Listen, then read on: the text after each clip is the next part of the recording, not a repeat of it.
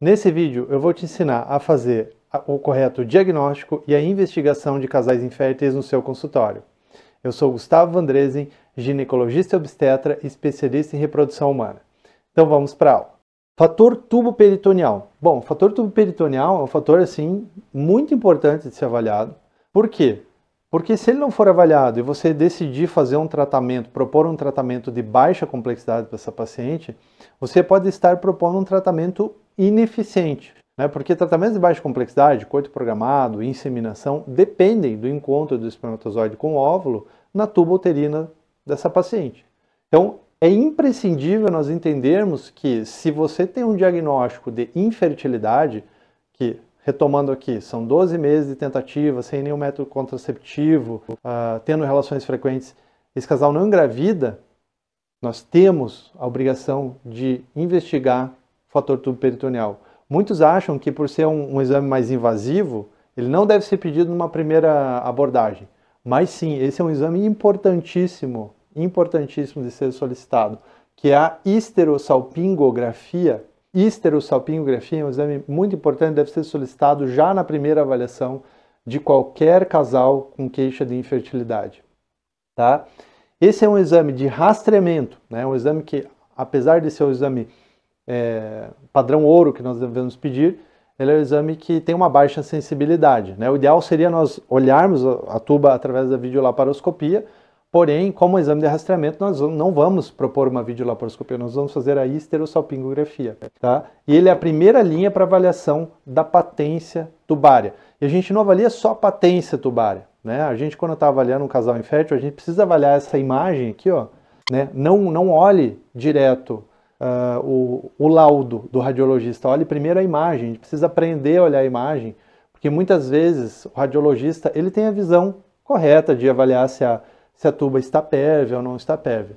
Mas às vezes o radiologista não olha outras nuances que nós acabamos olhando, principalmente correlacionando com a história clínica aí dessa paciente, né? Então a histerosalpingografia é um exame no qual, se você nunca ouviu falar dele, é um exame no qual injeta-se um contraste através do colo do útero, né? E esse contraste radiológico ele vai preencher a cavidade endometrial e preencher as tubas uterinas e depois vai extravasar aqui para a cavidade peritoneal, né? E aí é feito por intensificador de imagem mesmo, por raio-x, mas é intensificador de imagem em tempo real. O radiologista vai observar esse contraste em tempo real, né, progredindo aqui. Então, ele vai observar se esse contraste vai progredir ou não, né? E se ele vai preencher adequadamente as cavidades. Então, por exemplo, dê uma olhada aqui nesse exemplo. Se você consegue perceber que o contraste ele não preenche completamente a cavidade, você tem uma falha de enchimento aqui no meio, né? E esta falha de enchimento é provavelmente aqui uma sinéquia. Então, foi um local onde, como o contraste não encheu completamente, provavelmente você tem uma sinéquia, uma cicatriz aqui. E se você observar bem, nas tubas uterinas o contraste não progride, ele não consegue cair aqui na cavidade. Então, aqui nós temos também uma provável obstrução tubária bilateral. Naquele outro exemplo, nesse exemplo aqui, a gente consegue ver também que na tuba esquerda não passa o contraste.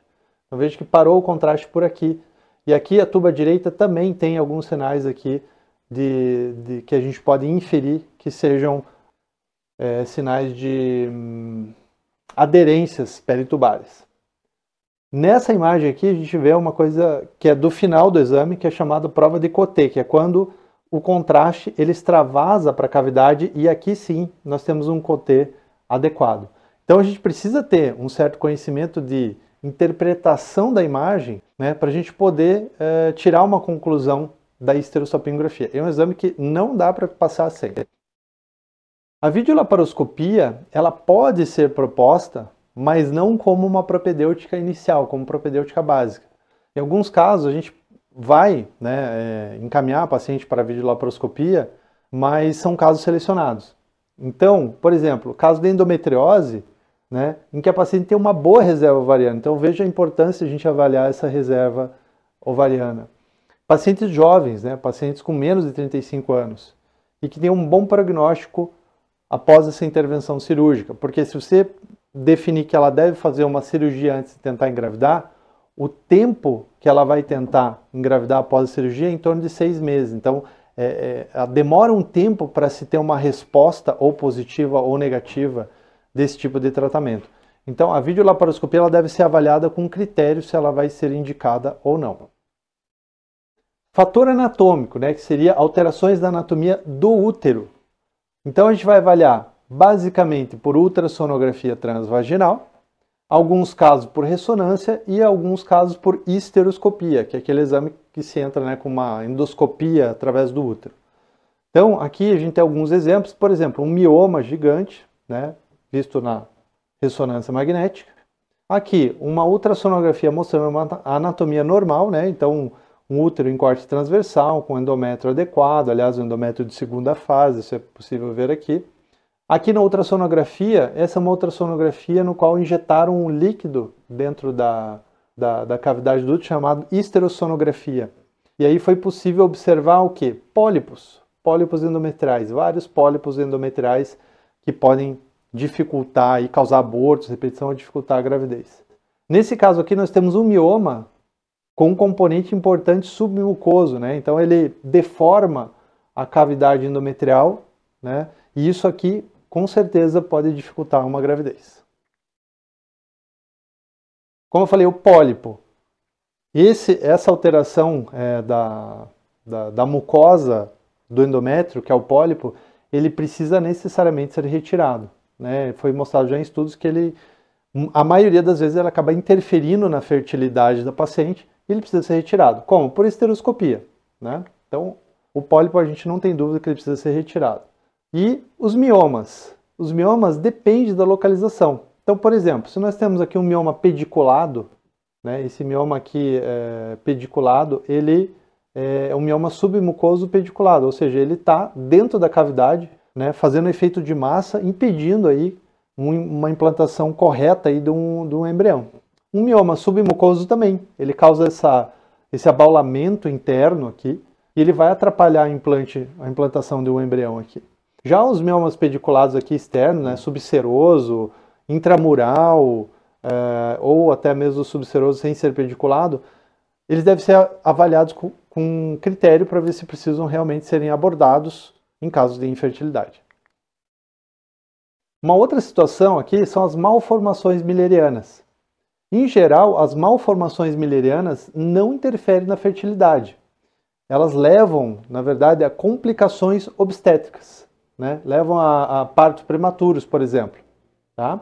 Então, com as principais malformações, nós temos aqui útero bicorno, útero de Delfo, útero septado, útero unicorno. É claro que, por exemplo, no caso de um útero septado, existe uma maneira de corrigir isso, né? E útero septado, esse sim pode interferir na implantação. Agora, bicorno, de Delfo, unicorno, em geral, não são úteros que interferem na fertilidade, mas vão interferir no desfecho obstétrico. E o fator masculino? Como que a gente avalia o fator masculino? Através de um exame simples que o homem pode fazer, chamado espermograma, ou análise seminal. Né? O espermograma, nós seguimos parâmetros da OMS, né, de morfologia, de concentração, de motilidade, para que a gente consiga interpretar se ele está dentro ou não está dentro dos limites da normalidade. Então o homem precisa fazer um espermograma, tão importante quanto a histerossopingografia é o espermograma, porque a gente viu que o peso da responsabilidade, entre aspas, ali, é a metade do que meio a meio para a mulher e meio a meio para o homem. Tá? Então, no espermograma nós podemos ter alterações na contagem, tá? Então podemos ter diminuição de contagem, diminuição da motilidade, diminuição da morfologia. Tudo isso pode impedir ou dificultar que o espermatozoide, né, que é ejaculado lá no momento da relação, chegue na tuba uterina. Então, para se ter uma ideia, em geral a gente espera que tenha 150, 300 milhões de espermatozoides no ejaculado e apenas um vai chegar no óvulo. Então a seleção do lado do espermatozoide é uma seleção bem criteriosa, bem rigorosa. Né? Então a gente tem, por exemplo, o caso de azospermia, que existe a ausência de espermatozoides, oligospermia, que temos espermatozoides com quantidade abaixo do normal, Polispermia, que é quando é aumentado, necrospermia, que é espermatozoides mortos acima do que é o esperado, astenospermia, que é quando a motilidade progressiva, ou seja, aquele espermatozoide que se movimenta e progride, está uma quantidade baixa, teratospermia, quando nós temos uma morfologia abaixo do esperado, né? E nós temos aqui como a principal causa de alteração tratável do espermograma a varicocele. Então, a varicocele, em alguns casos de alteração de espermograma, é importante se avaliar se existe ou não existe a varicocele, porque se houver varicocele, o tratamento é cirúrgico e pode melhorar muito a qualidade aí do espermograma. Então, resumidamente, na pesquisa básica do casal infértil, o que nós temos que seguir, né? Anamnese, exame físico e exames gerais, tá? Ultrassonografia transvaginal é importante para avaliar inicialmente a morfologia do útero, espermograma e esterossalpingografia. Esses dois exames, como eu falei, são imprescindíveis. Aliás, tudo aqui se sustenta junto, né? Então, a anamnese é muito importante para a gente avaliar, como eu falei, começar a avaliar o fator ovariano, se a ovulação está acontecendo adequadamente, né? E os exames subsidiários. Dosagens hormonais, para a gente complementar o nosso raciocínio, e em casos selecionados, antimileriano, contagem de folículos antrais, esteroscopia e videolaparoscopia. Bom, a anamnese, eu coloquei aqui só para vocês verem que isso a gente aprende na faculdade, né? Então, a anamnese na reprodução humana, ela leva aí uma primeira consulta em torno de 1 hora a 1h30. Então, todos esses itens aí precisam estar contemplados, né? E também o exame físico, em algum momento, a gente precisa fazer, né? Gente, eu queria agradecer, né, você que está aí assistindo esse vídeo até o final, querendo aprender um pouco mais sobre a reprodução humana para aplicar no seu consultório, né? Você veja que isso aqui é apenas uma introdução do assunto. Estou querendo ajudar você aí com um pouco aí de conhecimento que eu consigo passar. Se esse assunto aqui é interessante para você, você quer receber mais conteúdo como esse, se inscreva aí no meu canal, tá? Ative o sininho para receber as notificações. E se você souber de alguém que também possa se beneficiar desse conteúdo, encaminhe, né? Distribua esse conteúdo para outras pessoas, tá certo? Então, agradeço aí a sua audiência, muito obrigado e até a próxima.